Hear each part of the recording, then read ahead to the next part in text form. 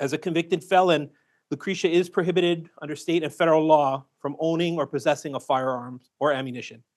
Police were called to the scene on Monday morning and initiated reckless endangering and firearms charges against Lucretia. Then around 10:45 on Wednesday morning, March 12th, Lucretia returned to the same home on Hilo Street and entered the home without permission. Once inside, Lucretia threatened a bedridden 75-year-old woman with a firearm and stole a bag from her bed before searching it and threatening again to kill his ex-girlfriend, who happened not to be home at the time. Police responded and initiated robbery and additional firearms charges against Lucretia. That was Wednesday morning.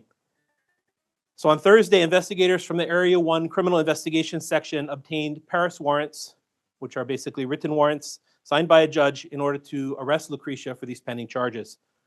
And earlier this morning, Hawaiʻi Police Department investigators began checking the Pawaniko area near Kaneohea Avenue based on information that Lucretia was in the area. Around 10:50 this morning, a little less than 7 hours ago, HPD Vice and Crime Reduction Unit officers spotted Lucretia in the front passenger seat of a white Chevy pickup truck bearing Hawaii license plates ZLD014. That's Zulu Lima Delta 014. The Chevy pickup truck was seen parking fronting a financial institution near Prince Kohio Plaza. Officers wearing police-labeled equipment then approached the Chevy pickup truck on foot, demanded the vehicle to be turned off and for the occupants not to move. They were attempting to arrest Lucretia for the outstanding warrants. Instead of complying, Lucretia brandished a firearm, pointed a handgun directly at the police, and fired at least twice. One round struck an officer in the right forearm, and a second round struck the same officer in the head. A nearby detective who was also on scene returned fire, shooting at least 3 rounds at Lucretia. It's unknown if the gunfire struck Lucretia or the truck's driver. The white Chevy pickup immediately fled the area, heading towards Kaneohea Avenue, and the driver was later identified as the vehicle's registered owner, 23-year-old Silas Zion of Pahoa. Police are currently actively searching island-wide for both Lucretia and Zion, who are wanted for attempted first-degree murder. They should be considered armed and extremely dangerous.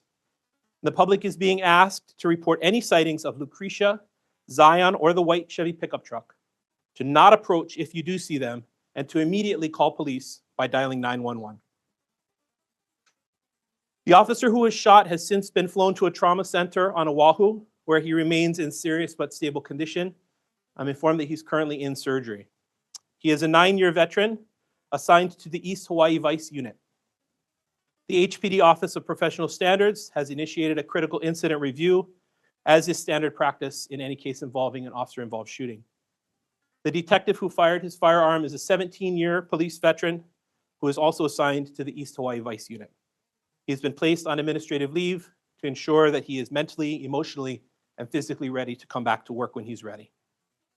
Police are asking anyone who may have witnessed any of the information or any parts of this incident to please call our non-emergency line at area code 808-935-3311 or contact Detective Kimo Kali'ipa'akawa of the Area 1 Criminal Investigation Section.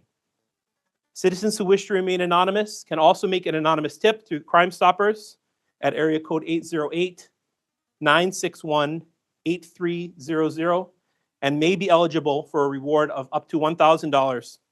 Crime Stoppers does not record calls and does not subscribe to caller ID, so those calls can be placed anonymously. And finally, our partners at the Hawaii Fusion Center have also set up a web portal for anyone in the community who may have photos or video of today's incident. We're asking and encouraging people to leave their contact information with any photos or videos you upload, but we also understand that people may want to be anonymous, and the upload process, anything submitted online, can be done completely anonymously. The link is available at our website, hawaiipolice.gov, or through the press release that's been distributed to the media. But this time, I'd like to invite Mayor Alameda to come up and say a few words, and then we'd be happy to answer any questions that I can answer. Thank you, Chief, and thank you, Ligani residents, for your patience.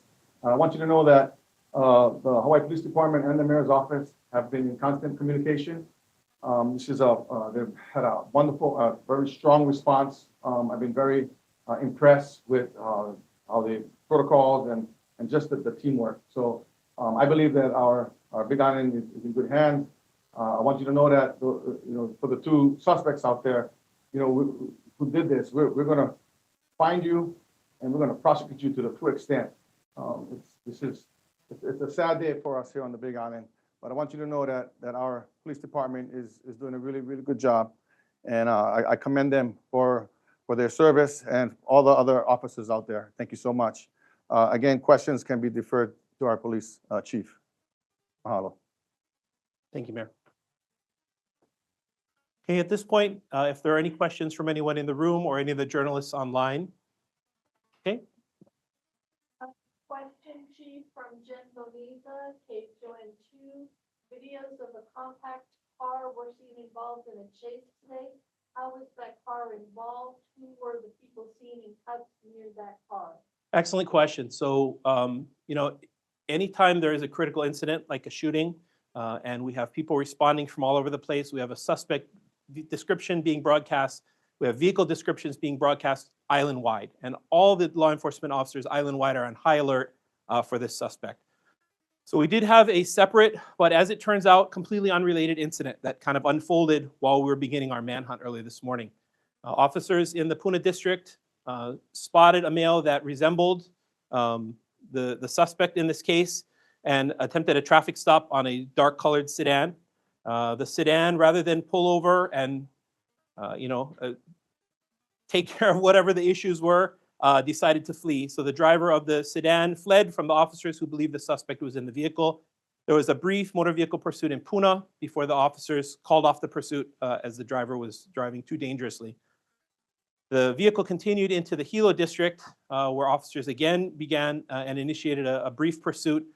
That suspect vehicle eventually was stopped, and the occupants were identified and arrested for unrelated charges, and unfortunately had the unfortunate circumstance of diverting a lot of our resources that we had in the area searching for these two suspects, Lucretia and the driver, Zion, diverted those efforts and that staffing away from the search for Lucretia at the time. So totally coincidental. The three males are in custody. We can put out information that we would normally put out in a press release about them separately, but it turns out after much searching that they really had nothing to do with this incident in the first place.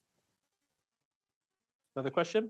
There was also a media release that was just sent out regarding Ihope Road, that there's police activity there. Does that have anything to do with this incident? So the question is, there's a second media release that's just gone out regarding police activity in the Mountain View area on Ihope Road. And the question is, does that have anything to do with this incident? And the answer is, at this point, I don't know. Each of our patrol district commanders, when we have any kind of major incident, are authorized to use that notification system to ask people to avoid certain areas. It's to keep the public safe and to keep people out of the affected area. So once I have more information on that, I would be happy to share it. I just don't have anything that I know about that now.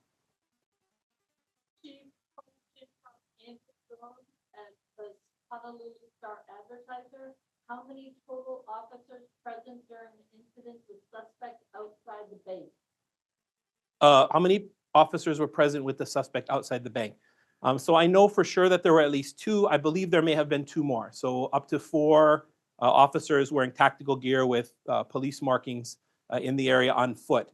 The other thing to add with I'm kind of excited now about the press release about Mountain View. I don't know. There's constantly things going on this island all the time, and in the chaos of us having officers actively in the field chasing these suspects right now, I really hope this comes to a peaceful resolution.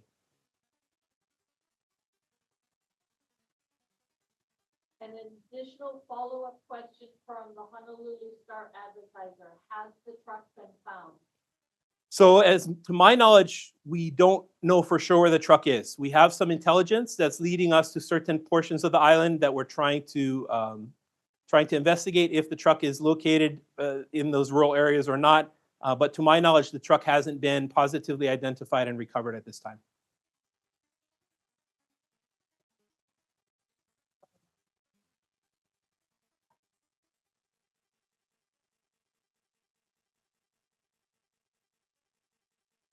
Does anyone, just in case you didn't hear Denise, does anyone in the media on the media link have any questions, additional questions at this time? And while we wait for that, you know, it's certainly my sincere hope and the hope of the entire department that this officer comes out of surgery and is able to make a full and complete recovery. We would like nothing better than to see the officer return to duty as quickly as he's physically, spiritually, emotionally ready to. And if the suspect is out there and they're watching this broadcast, I urge you to call 911 and tell the police where you are so that we can negotiate some sort of peaceful surrender. We don't need any more violence in this case. Nobody else needs to be hurt. We just want to make sure that justice is done, and we'll let the criminal justice system play out. So if you're out there and you're watching, please call 911, tell the police where you are, and surrender so that we can end this whole situation peacefully. We don't need anyone else to be hurt.